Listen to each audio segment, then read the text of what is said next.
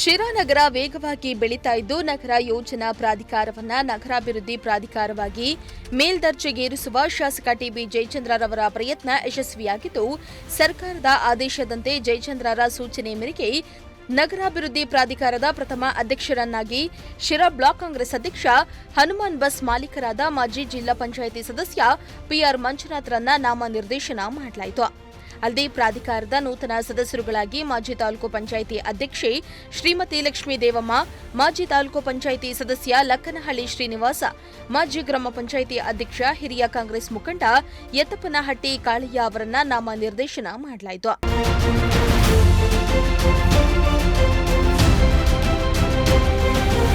ಇನ್ನು ನೂತನ ಅಧ್ಯಕ್ಷ ಪಿಆರ್ ಮಂಜುನಾಥ್ ಮಾತನಾಡಿ, ಶಾಸಕರ ಸಹಕಾರದಿಂದ ಈ ಹುದ್ದೆ ಸಿಕ್ಕಿದ್ದು, ಅಧ್ಯಕ್ಷ ಸ್ಥಾನ ದೊರಕಿದ್ದು ಸಂತಸ ತಂದಿದೆ.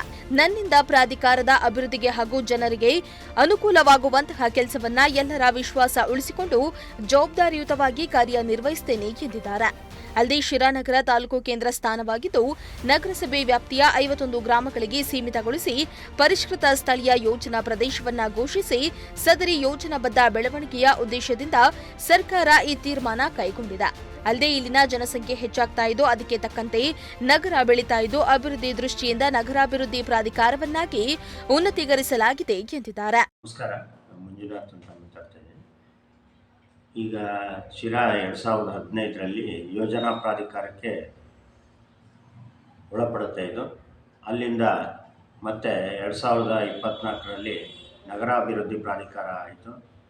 ಈಗ ಯೋಜನಾ ಪ್ರಾಧಿಕಾರದಲ್ಲಿ ಎಷ್ಟು ಹಳ್ಳಿಗಳಿದ್ವು ಅಷ್ಟೇ ಹಳ್ಳಿಗಳು ಈಗ ನಗರಾಭಿವೃದ್ಧಿ ಪ್ರಾಧಿಕಾರದಾಗೂ ಕಂಟಿನ್ಯೂ ಆಗ್ತವೆ. 51 ಹಳ್ಳಿಗಳು ಬರ್ತವೆ. ನ್ಯಾಷನಲ್ ಹೈವೇನಾಗೆ ದೊಡ್ಡಾಲ್ಮರದಿಂದ ತಗೊಂಡ್ರೆ ತಾವರೆಕೆರೆವರೆಗೂ ಜ್ಯೂರಿಸ್ಡಿಕ್ಷನ್ ಇದೆ. ಮತ್ತು 3 ಪಂಚಾಯಿತಿಗಳು, ಬೂನಹಳ್ಳಿ, ಎಲಿಯೂರು, ಎಮ್ಮೆಲೆಯಿಂದ ಕೊಟ್ಟ, ಈ 3 ಪಂಚಾಯಿತಿಗಳು ಕಂಪ್ಲೀಟಾಗಿ ಸೇರ್ತವೆ. ಯಾವುದೇ ಲೈಸೆನ್ಸು ಎಲ್ಲ ಈ 3 ಪಂಚಾಯಿತಿಗೆ ಬಂದ್ರೂ ನಮ್ಮ ಸೂಡಾಯಿಂದ ಅರ್ಬನ್ ಡೆವಲಪ್ಮೆಂಟ್ ಅಥಾರಿಟಿಯಿಂದ ಮಾಡಬೇಕು. ಪ್ರತಿಯೊಂದನ್ನು ನಮ್ಮ ಗಮನಕ್ಕೆ ತರದಲ್ಲೇ ಅವರು ಏನು ಮಾಡೋಂಗಿಲ್ಲ 3 ಪಂಚಾಯಿತಿಗಳನ್ನು ಒಂದು. ಆಮೇಲಿಂದ ಏನಾಗಿದೆ ಅಂದರೆ ಈಗ ನಮಗೆ ಈಗ ಇಷ್ಟು ದಿವಸ ಇರಲಿಲ್ಲ, ಯೋಜನಾ ಪ್ರಾಧಿಕಾರದಿಂದ ನಾವು ಬರೀ ಡ್ರಾಫ್ಟ್ ಅಪ್ರೂವಲ್ ಮಾಡಿಕೊಡ್ತಾ ಇದ್ವಿ. ಪ್ರೈವೇಟ್ ಲೇಔಟ್ಗಳಿಗೆ ಡ್ರಾಫ್ಟ್ ಅಪ್ರೂವಲ್ ಮಾಡಿಕೊಡ್ತಾ ಇದ್ವಿ. ಆ ಡ್ರಾಫ್ಟ್ ತಗೊಂಡೋಗಿ ಇವರ DC ಆಫೀಸಲ್ಲಿ ಅಲಿನೇಷನ್ ಮಾಡಿಸ್ಕೊಂಡು ಮತ್ತೆ ಬಂದು ನಮಗೆ ಫೈನಲ್ ಅಪ್ರೂವಲಿಗೆ ಬರ್ತಾಯಿತ್ತು. ಫೈನಲ್ ಅಪ್ರೂವಲ್ ಆದಮೇಲೆ ನಗರಸಭೆಗೆ ಹೋಗಿ ಅಲ್ಲಿ ಖಾತೆಗಳು ಮಾಡ್ಕೊಳ್ತಾಯಿದ್ರು. ಈಗ ಸೇಮ್ ಪ್ರೊಸೀಜರ್ ಕಂಟಿನ್ಯೂ ಆಗುತ್ತೆ. ಆದರೆ ನಾವು ಡ್ರಾಫ್ಟ್ ಕೊಟ್ಟ ಮೇಲೆ ಇವರು ಈಗ ರೇರಾ ಕಂಪಲ್ಸರಿ ಆಗಿರೋದ್ರಿಂದ, ರೇರಾ ಅಂದರೆ ರಿಯಲ್ ಎಸ್ಟೇಟ್ ರೆಗ್ಯುಲೇಟರಿ ಆ್ಯಕ್ಟ್, ಅಲ್ಲೋಗಿ ನಮ್ಮ ಏನು ದಾಖಲಾತಿಗಳಿದಾವೋ, ಸೇಲ್ ಡೀಡ್ ಇರ್ಬೋದು, ಪ್ಲ್ಯಾನಿಂಗ್ ಕೊಟ್ಟಿರೋದಿರ್ಬೋದು, ಮತ್ತು ಯಾವುದೇ ಡಾಕ್ಯುಮೆಂಟ್ಸನ್ನು ಅಲ್ಲಿ ವೆರಿಫೈ ಮಾಡಿಸ್ಕೊಂಡು ರೇರಾದಿಂದ ವಾಪಸ್ ತಗೊಂಡು ಬರಬೇಕು ಅವರು. ಆಮೇಲಿಂದ DC ಇದು ಅಲಿನೇಷನ್ಸು ಮತ್ತು ಆ್ಯಸ್ ಯೂಶುವಲ್ ಪ್ರೊಸೀಜರ್ ಆಗುತ್ತೆ. ಈಗ ಎಕ್ಸ್ಟ್ರಾ ಒಂದು ಇವಾಗ ರೇರಾ ಕಂಪಲ್ಸರಿ ಅಂತ ಆಗಿದೆ, ಮಾಡಿಸ್ಲೇಬೇಕು. ಯಾರು ರೇರಾ ಮಿಸ್ ಮಾಡಿ ಮಾಡ್ಸೋಕ್ಕಾಗ್ದಂಗೆ ಇರೋಕ್ಕಾಗಲ್ಲ, ಅಷ್ಟಾಗುತ್ತೆ. ಆಮೇಲೆ ನಮಗೇನು ಅಧಿಕಾರ ಇದೆ ಅಂದರೆ ಈಗ ನಮಗೆ ಕೆರೆಗಳ ಅಭಿವೃದ್ಧಿ ಮಾಡ್ಬೋದು, ಮತ್ತು ಪಾರ್ಕ್ ಅಭಿವೃದ್ಧಿ ಮಾಡ್ಬೋದು. ನಮ್ಮಲ್ಲಿ ಇರೋ ದುಡ್ಡಿನಲ್ಲಿ ಲಾಸ್ಟು ಹಿಂದೆ ಯೋಜನಾ ಪ್ರಾಧಿಕಾರದ ಅಧ್ಯಕ್ಷರಾಗಿದ್ದಾಗ ನಾವು 1 ಕೋಟಿನ ನಗರಸಭೆಯಲ್ಲಿ ಇದಕ್ಕೆ ಜಾಜಮ್ಮನ ಕಟ್ಟೆಗೆ ಇದು ಕೊಟ್ಟಿದ್ವಿ. ಅದು ಸರ್ಕಾರದ ಲೆವೆಲಲ್ಲೇ 1 ಕೋಟಿ ಇದೆ. ಅದು ಮುಂದಿನ ದಿನಗಳಲ್ಲಿ ಬರುತ್ತೆ ನಗರಸಭೆಗೆ.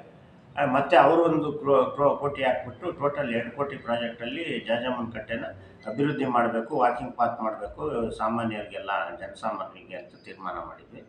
ಅದು ಮುಂದಿನ ದಿನಗಳಾಗುತ್ತೆ. ಈಗ ಯಾವುದೇ ಆಗಲಿ ಹೇಳು, ಒಂದು ಪಾರ್ಕ್ಗಳು ತುಂಬ ಕಮ್ಮಿ ಇದ್ದಾವೆ ಶಿರಾದಲ್ಲಿ. ಅವು ಏನು ಪಾರ್ಕ್ ಇದ್ದಾವೆ ಅವನ್ನ ನಾವು ಅಭಿವೃದ್ಧಿ ಮಾಡ್ಬೋದು. ಮತ್ತು ಈಗ ಏನಾಗುತ್ತೆ ಅಂದರೆ ಈ ಹಳೆ ಲೇಔಟ್ಗಳಲ್ಲಿ ನಾವು ಪಾರ್ಕ್ಗಳನ್ನ ಇದು ಮಾಡೋಕ್ಕಾಗಲ್ಲ, ಇನ್ಸಿಸ್ಟ್ ಮಾಡೋಕ್ಕಾಗಲ್ಲ. ಈಗ ನಾವು ಹೊಸ ಲೇಔಟ್ನಲ್ಲಿ ಸ್ಟ್ರಿಕ್ಟಾಗಿ ಪಾರ್ಕ್ಗಳಿಗೆಲ್ಲ ಇನ್ಸಿಸ್ಟ್ ಮಾಡಿ ನಾವು ಹೊಸ ಲೇಔಟ್ಗಳನ್ನ ಅಭಿವೃದ್ಧಿಗಳು ಚೆನ್ನಾಗಿ ಮಾಡ್ತೀವಿ, ಚೆನ್ನಾಗಿ ಮಾಡಬೇಕು ಅಂತಿದ್ದೀವಿ. ಶ್ರೀಮಂತ ಪ್ರಜಾಶಕ್ತಿ ಟಿವಿ, ಶಿರಾ.